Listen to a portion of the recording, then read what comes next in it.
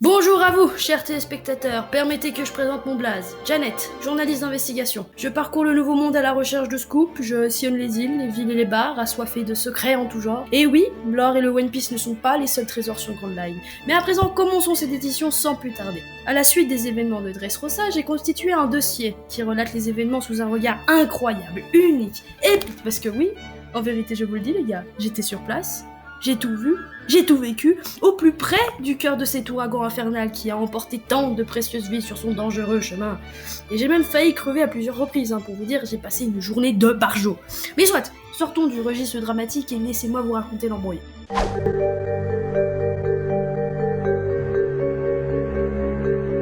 La journée semblait normale, affreusement banale même, je me faisais chier.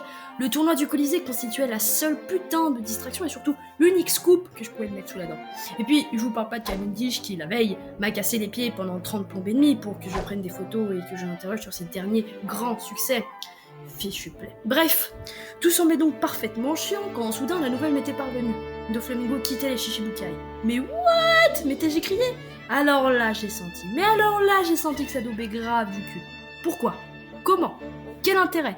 Doflamingo était toujours roi de Dressrosa. Cette démission ne tenait que de la folie ou bien de la connerie pure et simple. À moins que cette histoire couvre quelque chose de bien plus croustillant. Alors, ni une ni deux, je m'infiltrais parmi le menu fretin de Doflamingo pour grappiller quelques miettes de leur conversation par-ci par-là, et ainsi j'ai pu découvrir que les chapeaux de paille et Trafalgar Law avaient fait leur arrivée sur l'île. C'était peut-être ça la clé de l'histoire. Et là, croyez-moi, c'est à partir de ce moment-là que ma journée est partie en couille. Donc pour tirer toute cette histoire au clair, j'ai tenté de retrouver toute la clique. Alors en premier, je suis tombée sur Oronoa Zoro qui courait dans toute la ville comme un dératé. Non seulement il m'a fait cracher mes poumons, mais en plus on est repassé pas moins de 5 fois au même putain d'endroit. Ah du coup j'ai préféré le laisser tout seul dans sa merde, j'avais carrément autre chose à foutre. Par chance, un peu plus loin j'ai trouvé Luffy. En même temps, c'était pas bien compliqué, un trou de balle avec un déguisement pourrave de vieux qui braille dans tous les sens, il y en a pas 50. Il tenait absolument à participer au tournoi du Colisée. D'après ce que j'avais compris, le Meramera Nomi de son défunt frangin était le prix du tournoi. Enfin voilà quoi, rien d'exceptionnel, pour le coup, un pirate qui part à la marave, ça n'a rien de nouveau. Et comme je voulais à tout prix éviter ce contre Cavendish, j'ai préféré me barrer. Et puis il était midi, j'avais la dalle. Bref, un peu plus tard, alors que je m'étais emmerdé à chercher des informations dignes de ce nom, je retourne devant le Colisée, histoire de voir s'il y a quelque chose de nouveau sous le soleil quoi. Et là, j'ai pas trouvé de scoop, c'est le scoop qui m'a trouvé ma gueule. Trafalgar Law apparaît au milieu de nulle part, comme ça, pouf, salut, c'est moi. Un instant après, Doflamingo et Fujitora débarquent sur les lieux. Et l'eau se fait littéralement défoncer à coups de balle. Ah mais si vous pouviez voir sa tête, je peux vous dire qu'il transpirait pas la sérénité de Pélo, C'était parfaitement dégueulasse, il y avait du sang partout, j'entendais Luffy hurler comme un porc à l'agonie. Bon, après ça, j'ai essayé de suivre Doflamingo, mais c'était un peu chaud, du coup je suis retourné sur mes pas pour interroger les combattants du Colisée. Bah ouais, il fallait bien que je ponde un article moi derrière. Mais c'était chelou. Vraiment chelou. J'ai vu aucun combattant sortir du Colisée. Du coup, je demande aux gardes et on me dit « Ouais, non, mais c'est pas possible, vous participez pas, nanani, nanana. » Alors comme une connasse, j'ai insisté et j'ai même réussi à forcer le passage. Enfin, 2 minutes plus tard, je faisais moins le cake parce que, accrochez-vous bien, les gardes m'ont capturé, emmené dans une salle et attaché à un lit. Ça pue la haisse quand même, avouez. Tout ça pour me faire transformer en peluche. En peluche, les gars. Mais quand je vous dis que j'ai passé une journée de merde. Bref. Du coup, je me suis retrouvée dans un port souterrain à devoir traîner des cargaisons par-ci par-là en compagnie des combattants du Colisée, dont Cavendish. Ah ouais, non mais je peux vous dire que j'étais vraiment pas jouasse. Et j'ai pu constater le contenu de ces caisses que j'ai transportées, et ben mes cochons, je peux vous dire que c'est pas Jojo, Des armes, de la drogue, des faux fruits du démon. Pas à dire, Doflamingo est un gros fumier. Heureusement que Usopp était là. Grâce à son intervention divine, nous avons tous repris notre véritable forme, et pour fêter ça, j'ai pris une photo de lui. Vous savez, celle sur son avis de recherche?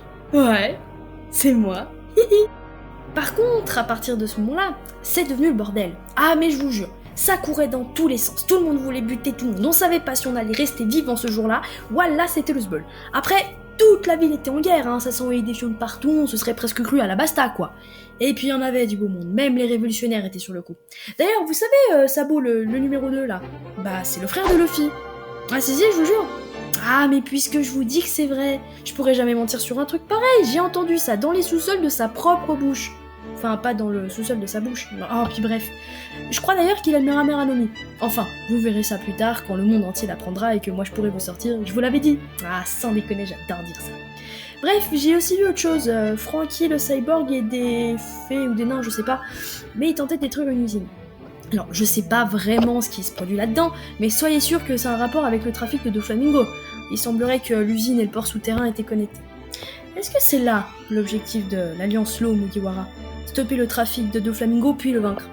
Mais enfin, la clé serait de savoir qui participe à ce trafic, parce que ces genoux n'ont sûrement pas foutu la merde par simple plaisir. Enfin, je crois. Enfin, plus étonnant encore dans cette affaire, Fujitora qui n'a pas bougé d'un pouce. Je l'ai vu se pavaner dans les rues, mais sinon je crois qu'il n'a strictement rien branlé. Putain de fonctionnaire. Sinon, pour le reste de cette journée bien merdique, c'était baston, baston, baston et baston, quoi. Les combattants du Colisée ont rapidement rejoint le fil dans sa lutte, mais une chose m'interpelle, un truc qui me dérange.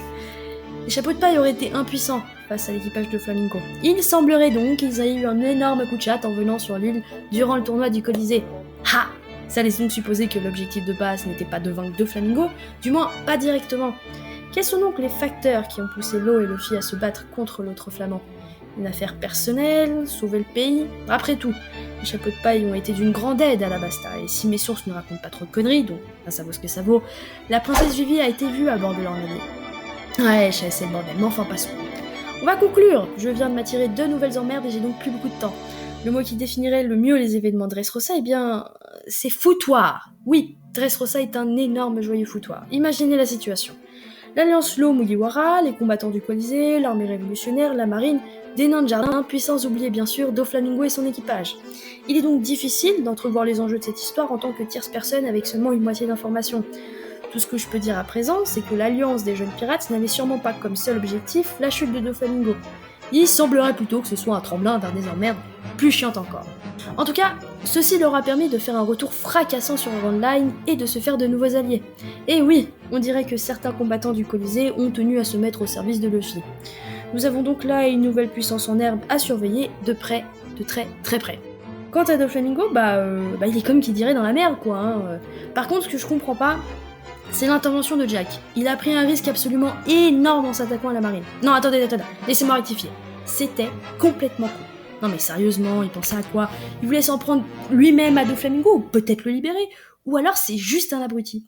Enfin, là encore, ça va me demander une enquête. Oh, joie! Enfin, sur ces belles paroles, je vous laisse, en espérant que ce rapport a au moins eu le mérite de vous intéresser, même un tout petit peu. Et je vous dis à la prochaine, en espérant que je vais pas crever d'ici là. ここまで来たぜ俺たちは行く夢のありかへ誰も